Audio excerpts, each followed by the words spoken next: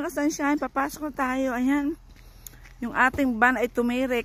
Kailangan ng kapalit. Hindi magawa ni asawa.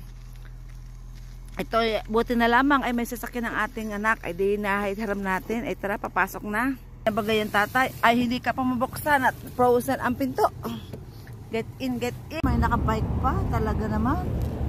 Way to work tayo ngayon mga kasunshine. Good morning, good morning, good morning. Today is Friday, December 12.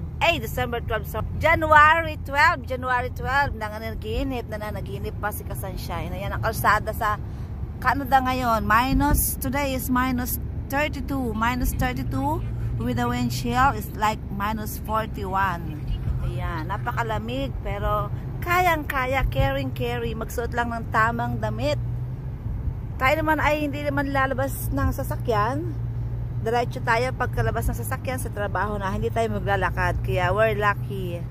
Oh, keep safe, tatay. Ayan si tatay, my beautiful driver. Char, my beautiful husband.